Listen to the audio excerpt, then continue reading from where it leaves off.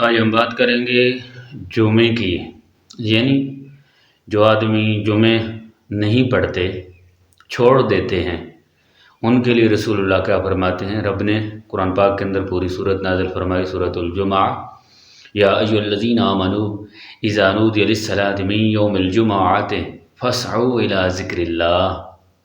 اے ایمان والو، جب تمہیں جمعے کی نماز کے لیے پکارا جائے، اللہ کے ذکر کے لیے پکارا جائے تو پھر کیا کرو؟ دوڑتے ہوئے آؤ۔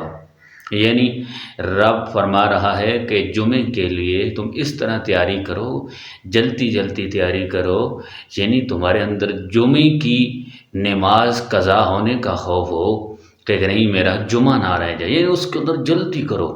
اب ہم جمعے کے لیے کتنی جلدی کرتے ہیں؟ میرے اللہ نے پھر ارشاد فرمایا کہ جو تم کاروبار کر رہے ہو ان کو بھی چھوڑ دو، اپنا کاروبار کو چھوڑ کر جمعے کے لیے آؤ۔ جب جمعے کی اذان ہو جائے تو اس کے بعد کاروبار کرنا یہ حرام ہو جاتا ہے۔ دیکھو نا، اب حلال کام جو ہیں، اتنی عظمت ہے جمعے کی کہ میرے رب نے پھر وہ سختی کی وجہ سے حرام کر دیا، سختی کی کہ تم یہ کام نہ کرو، اب یہ حرام ہو چکے ہیں۔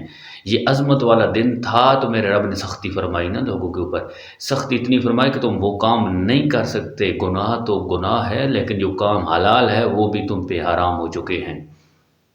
دیکھو نا، وہ بھی کام حرام ہو چکے ہیں، لیکن جو جمعہ ہی نہیں پڑھتے ان کا کیا حال ہوگا؟ رسول اللہ فرمایا جو جان بوجھ کر 3 جمعے چھوڑ دیتا ہے، رب العالمین اس کے دل کے اوپر مہر لگا دیتا ہے۔ جس نے 3 جمعے جان بوجھ کر چھوڑ دیے، اس نے پیٹھ کے پیچھے دین کو پھینک دیا ہے۔ اس نے دین کو پیٹھ کے پیچھے پھینک دیا ہے۔ آج ہم دیکھیں جمعے کے لیے کس وقت آتے ہیں؟ جب جمعے کا ٹائم جو ہے آخر میں ہوتا ہے، خطبہ شروع ہوتا ہے یا جماعت کھڑی ہوتی ہے، تو اس وقت آتے ہیں، جمعہ پڑھ کے چلے جاتے ہیں۔ میرے نبی کیا فرماتے ہیں کہ جمعے کی عظمت آپ دیکھو، جہاں پہ میرے رب نے سختی کیوں فرمائی تھی کہ حلال کام بھی حرام ہو جاتے ہیں، اس کے بعد بند کر دو کاروبار، تو اس کی عظمت اتنی تھی کہ لوگوں کو پتہ چلے کہ سختی بھی اس لیے کی کہ یہ عظمت والا دن ہے، یہ عید کا دن ہے، تاکہ تم اس کی تیاری کرو۔ میرے نبی فرماتے ہیں جمعے والے دن فرشتے جو ہے نا دروازوں پہ کھڑے ہو جاتے ہیں، مسجد کے دروازوں پہ کھڑے ہو جاتے ہیں، 3 حصے بنا لیتے ہیں۔ دیکھو اب اجر اس کا، تو رسول اللہ فرماتے ہیں جو پہلے وقت میں آتا ہے اسے اونٹ کی قربانی کا ثواب دیا جاتا ہے۔ سبحان اللہ، سبحان اللہ۔ 15-20 منٹ کے اندر نہ کوئی پیسے لگانے، نہ کوئی کام کرنا ہے، اونٹ کی قربانی کا اسے ثواب۔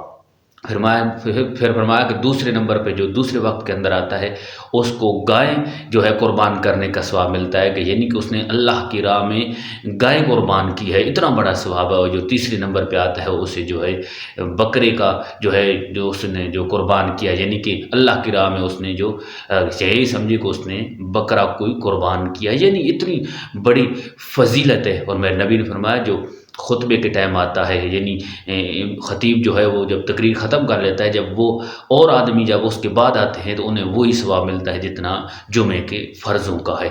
اب دیکھو اتنی بڑی فضیلت تھی، اتنی بڑی فضیلت ہے، اتنی بڑی عظمت ہے جمعے کی، تو ہم اس جمعے کو نہ چھوڑیں۔